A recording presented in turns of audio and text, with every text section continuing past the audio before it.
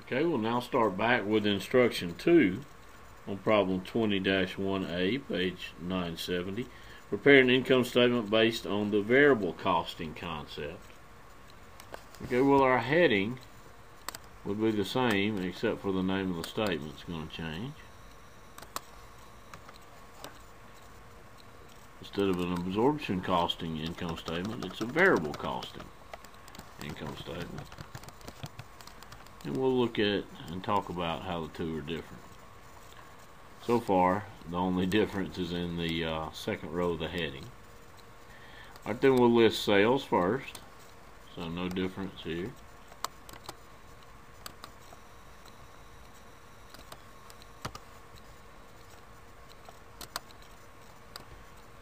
Then from sales, we're going to deduct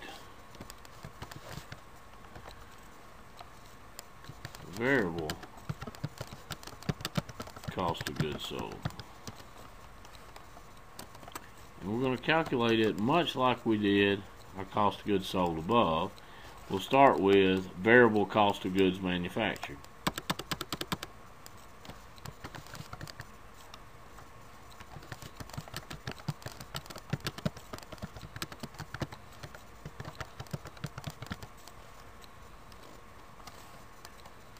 Okay, and our total here would be all the variable cost of production.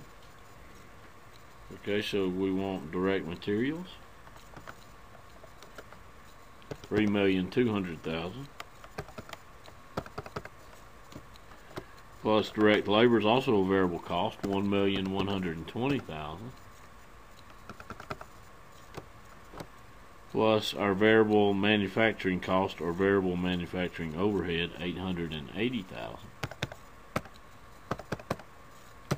And we come out with variable cost of goods manufactured, 5,200,000. Also, just like the last one, we want to deduct finished goods inventory at May 31, 2016. But it'll be calculated a little bit differently.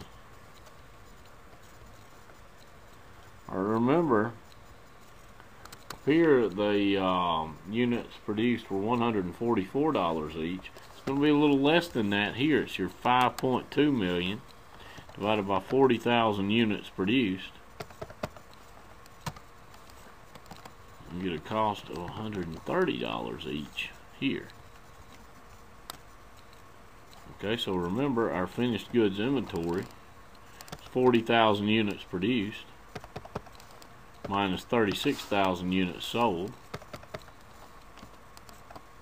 times our cost each, $130. So we get 520,000.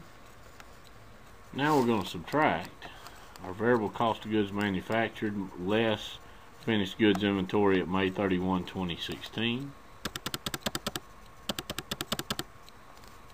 And that's going to get us our variable cost of goods sold. 5,200,000 minus 520,000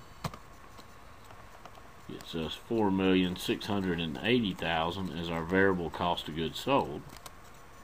Now we'll subtract variable cost of goods sold from sales to get our manufacturing margin.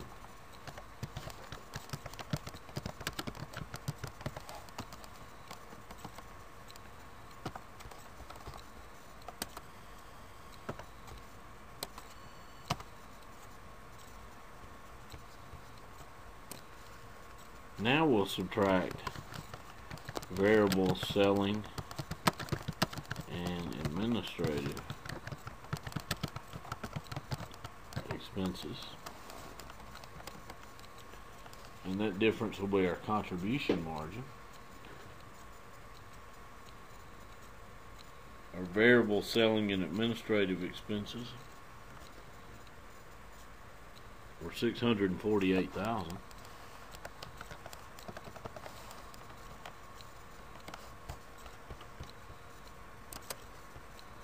And that difference we'll call contribution margin.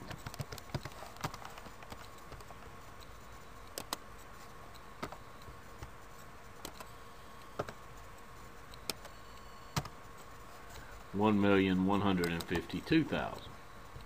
Next, we'll deduct our fixed cost.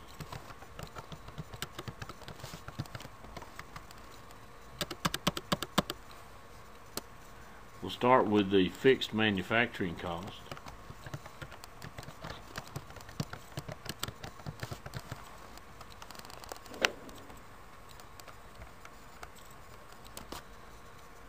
Then we'll also deduct fixed selling and administrative expenses, and those total $288,000.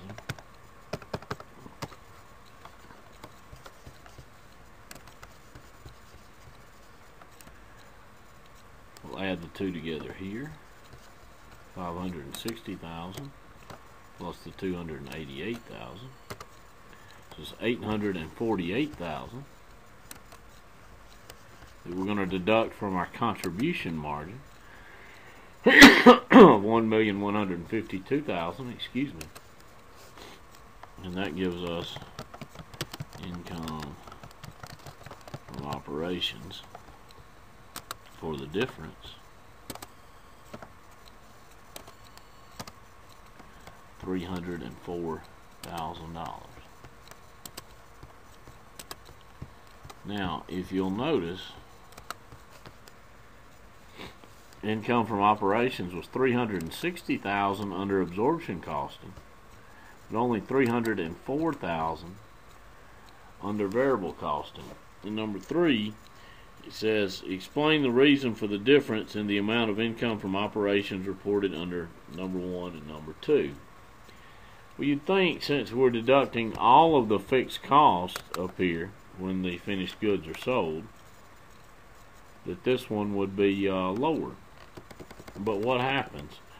Part of the fixed manufacturing costs are being carried in this higher finished goods inventory number under absorption costing, and they're not included as an expense on the income statement yet. Instead, they're still being counted as an asset finished goods inventory by, what's the difference there, $56,000. There's $56,000 less cost in finished goods inventory under variable costing. Instead, that cost is deducted in total fixed cost as fixed manufacturing cost on this problem.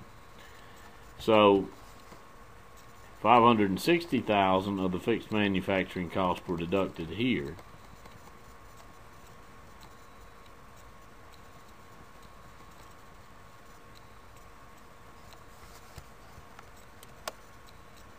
Part of those costs, $56,000 worth, were still in finished goods inventory under absorption costing.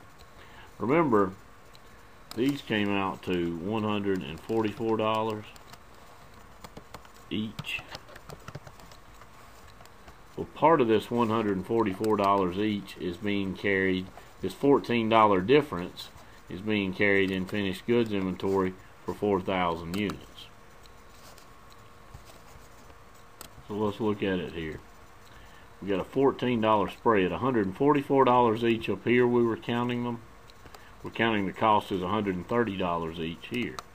So if you take that $14 spread times how many units did not get sold, well, 4,000 are left in inventory. We produced 40,000. 36 have not been sold yet. Or excuse me, 36 have been sold, so 4,000 of the units have not been sold. So that's really 14 times 40,000 minus 36,000. That difference is $56,000, which is the difference in finished goods here and here. Okay? And that's what's causing our $56 difference $56,000 difference in income from operations as well. 56,000 of that is still being carried as an asset, finished goods, under absorption costing. None of that amount is being carried as an asset under variable costing, so it's already been deducted. Let's give you the textbook answer here too.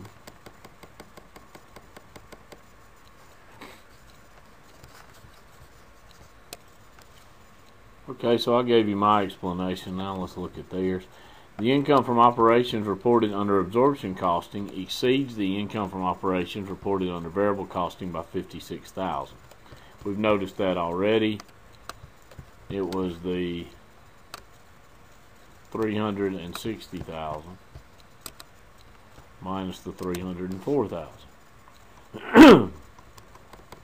This $56,000 is due to including $56,000 of fixed manufacturing overhead cost in finished goods inventory under absorption costing. The $144 each minus the $130 each gives us the $14 spread times the 4,000 units in finished goods inventory. The $56,000 was deferred to a future month under absorption costing, meaning the finished goods inventory under absorption costing,